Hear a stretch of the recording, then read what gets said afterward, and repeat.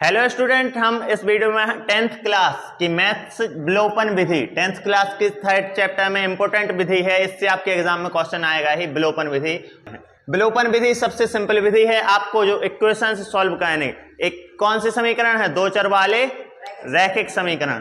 तो दो चर वाले जो रैखिक समीकरण जो आपके बनते हैं, जैसे x plus y equal to 5, 2x minus 3y equal to 4, तो इसको सॉल्व करने की आपके पास कई विधियां हैं। विलोपन हुई, प्रतिस्थापन हुई, वज्रगुणन हुई, ग्राफीय विधि हुई। लेकिन 10th क्लास में जो आपका एनसीईआरटी सिलेबस है, उसमें जो सिलेबस रिड्यूस हुआ है, तो उसमें आपको तीन ही विधि है। पहला ग्राफीय विधि, दूसरी जो है वो प्रतिस्थापन विधि, और तीसरी है विलोपन विधि। हम दो विधियां पहले करवा चुके हैं, ये लास्ट में विलोपन विधि है।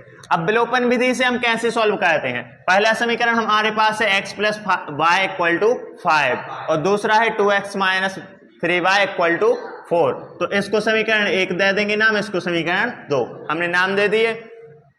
अब हम क्या करेंगे कि इसमें x का गुणांक कितना है? x का गुणांक जानते हो, जैसे ax plus B ax square plus B y equal to ax plus B y equal to 1। तो x का गुणांक a है, y का गुणांक b है। ऐसे ही x का गुणांक कुछ नहीं है, मतलब कि 1 रहता है। y का गुणांक भी कुछ नहीं है, मतलब कि 1 रहता है। यहाँ पे x का गुणांक 2 है, यहाँ पर y का गुणांक -3 है। तो जान इतना समझ में आ गया होगा कि x और y के गुणांक क्या होते हैं। ठीक है, अब हम समीकरण 1 में देखो, x का कोई भी एक चर है, जो x और y दो चर हैं, तो उनमें से हमें किसी भी एक चर का, या तो x के या y के दोनों गुणांक हमें समान करने हैं। ठीक है, कैसे करने? जैसे इसका 1 है तो इसका भी 1 कर दो, या इसका 2 है तो इसका 2 कर दो। अब देखो, इसका x का गुणांक 2 है, इसका 1 है। अब कितने का गुणा करें कि 2 हो जाए? x का गुणांक, इसमें x का गुणांक 2 है। ठीक है, अब इसमें x का गुणांक 2 है, इसमें x का गुणांक 1 है, तो इसमें हम कितने का मल्टीप्लाई कर दें कि 2 हो जाए? 2 का मल्टीप्लाई कर देंगे तो 2x हो जाएगा। तो बस जो समीकरण 1 है उसमें हम कितने का 2 का मल्टीप्लाई कर देंगे। यहां पर लिख देंगे कि समीकरण 1 में 2 से गुणा करने पर, ठीक है, गुणा कर एक किसी भी चर को हमें या x या y को समान करना, तो x को हम करें, तो समीकरण 1 में जब 2 से गुणा करेंगे तो x है तो 2x हो जाएगा, प्लस y है तो 2y हो जाएगा, और बराबर 5 है तो 5 में 2 का गुणा करो कितना आ जाएगा? 10 आ जाएगा। तो यहां पर 10 आ जाएगा। अब देखो सेकंड जो समीकरण है उसको ज्यों को त्यों लिख दो, 2x माइनस, अब देखो क्योंकि इसके गुणांक बराबर हो गए हैं तो अब कुछ नहीं कहना। इसके आगे भी हम दोनों में करेंगे गुणा, लेकिन ए आपका थोड़ा सिंपल क्वेश्चन है तो इसमें आपको कुछ नहीं कहना। -3y इक्वल टू 4 आया इतना समझ में? अब क्या करोगे, समीकरण 1 और 1 जो 1 है उसमें से 2 को घटा दोगे।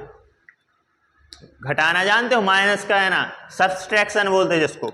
तो क्या करोगे, माइनस कर दोगे, तो इसको घटाओगे तो चिन्ह बदल देंगे। ठीक है, जो नीचे वाला समीकरण है उसके चिन्ह बदल जाएंगे। यहाँ पे प्लस है तो माइनस हो जाएगा, यहाँ माइनस है तो प्लस हो जाएगा, यहाँ माइनस हो जाएगा। ठीक है, क्योंकि अब जैसे 4 है, 4 में से 3 को घटाना, तो 1 को तो माइनस करना पड़ता है, 4 माइनस 3 इक्वल टू 1 आ जाता।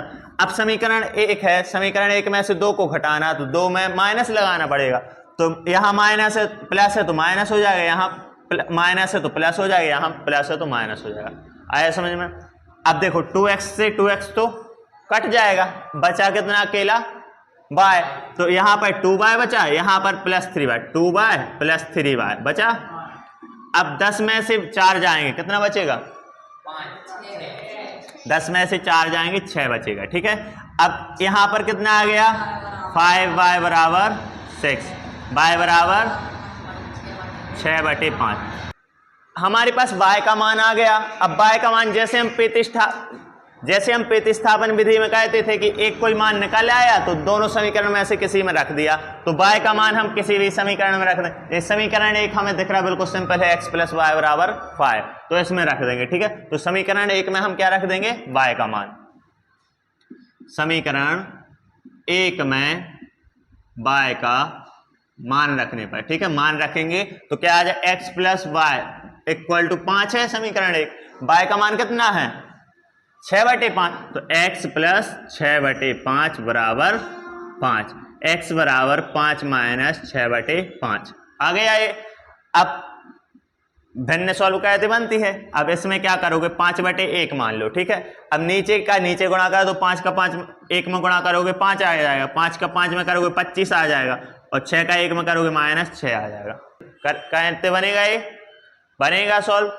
अब 25 में से 6 गया यानी कि 19/5, x बराबर आ गया 19/5। आया समझ में, नहीं आया? देखो यहां नहीं आया होगा, जो यहां पर 5/1 है और 6/5 है, ठीक है। जिसके बटे में कुछ नहीं है उसके बटे में हम 1 लिख देते। ये 5 था, इस साइड आ गया 6/5, इसके माइनस में हो गया, ठीक है। अब क्या करते हैं, यदि a/b प्लस c/d है या माइनस प्लस माइनस कुछ भी है, तो क्या करोगे c/d, तो नीचे का नीचे गुणा कर दोगे, ठीक है। b और d का तो यहाँ नीचे लिख दोगे। अब यहाँ पे इसका गुणा कर दोगे, यहाँ पे इसका गुणा कर दोगे, तो a आ जाएगा ad माइनस प्लस कुछ भी लगा सकते, और a आ जाएगा bc। तो यहाँ पे देखो 5 का 1 में गुणा किया तो 5, 5 का 5 में गुणा किया तो 25, और 6 का 1 में गुणा किया -6। अब a आ जाएगा 19/5, a आ गया x का मान, a आ गया y का मान, बस यही दोनों क्या है आंसर। a विलोपन विधि, विलोपन विधि बिल्कुल सिंपल है। आया समझ में? इसके बाद सेकंड क्वेश्चन देखो, सेकंड क्वेश्चन है 3x + 4y = 10, 2x - 2y = 2। यही है क्वेश्चन, देख लो एक बार, गलत तो नहीं है, ठीक है यही है। अब देखो हमारे लिए क्या कहना, अभी हमने बताया कि एक चर हमें कोई भी समान करना, जैसे यहां पर x का गुणांक क्या है 3 है, तो यहां पर भी हमें x का गुणांक 3 चाहिए। अब इसमें ऐसे समान नहीं होगा कि आप एक ही में गुणा कर दो, कैसे होगा समान, देखो जो समीकरण 1 में है और 2 में, समीकरण 1 में कर दो, जो समीकरण 2 में x का गुणांक कितना है, यहां पर देखो समीकरण 1 में x में कितने का गुणा करोगे कि समीकरण 2 आ जाए, नहीं तो ऐसा करो समीकरण 2 में x का गुणांक कितना है 2x, तो समीकरण 1 में 2 का गुणा कर दो। समीकरण 1 में x का गुणांक कितना है, उसका गुणा समीकरण 2 में कर दो। आया समझ में? जिसका ऊपर है वो नीचे कर दो, जिसका नीचे है ऊपर कर दो। अब यहाँ पे लिख दोगे समीकरण 1 में 2 का व समीकरण 2 में 3 का गुणा करने पर, 3 का गुणा करने पर, ठीक है। अब समीकरण जो 1 है उसमें 3 का करो, तो 3 में 2 का करोगे, समीकरण 1 में क्या कहना 2 का, तो 3 में 2 का करोगे 6x हो जाएगा। 4y है तो 4y में 2 का करोगे 8y हो जाएगा, = 10 है, 10 में 2 का करोगे तो 20 हो जाएगा। अब 2x इसमें 3 का करोगे 6x हो जाएगा, ठीक है। इसमें देखो समीकरण जो 2 है उसमें 2x में कितने का 3 का करोगे 6x आ जाएगा, -2y है, इसमें 3 का करोगे कितना आ जाएगा -6y, और 2 में करोगे तो 6 आ जाएगा। आया इतना समझ में? आया? सामने देखो तो, अब देखो माइनस कर दो, तो यहाँ प्लस है तो माइनस हो जाएगा, यहाँ माइनस है तो प्लस हो जाएगा, यहाँ माइनस है तो अरे प्लस है तो माइनस है, अब ये तो कट जाएगा। अब 8y + 6y कितना हो जाए, 8y यहाँ पर बचा, यहाँ पर +6y, यहाँ पर 20 - 6, ठीक।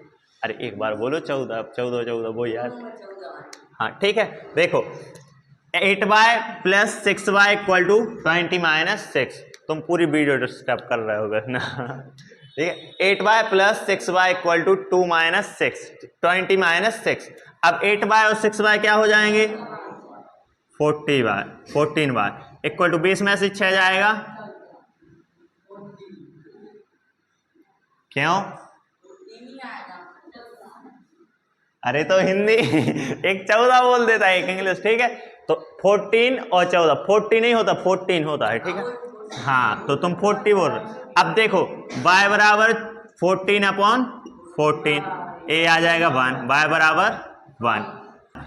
अब y का मान 1 आ गया है, उसका समीकरण 1 या 2 में किसी में भी मान रख दो। तो समीकरण 1 में हम y का मान रखने पर, तो यहां पर क्या है समीकरण 1 में y का मान रखने पर, ठीक है। तो क्या आ जाएगा 3x plus 4y equal to 10 है।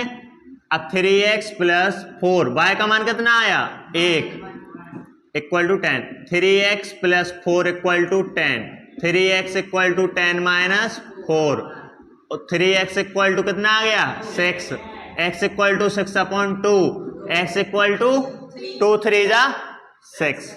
अब देखो फिर से समझो, देखो कहां पर, हाँ यहां पर 3 आएगा 6/3, तो a आ जाएगा 2 आंसर इसका।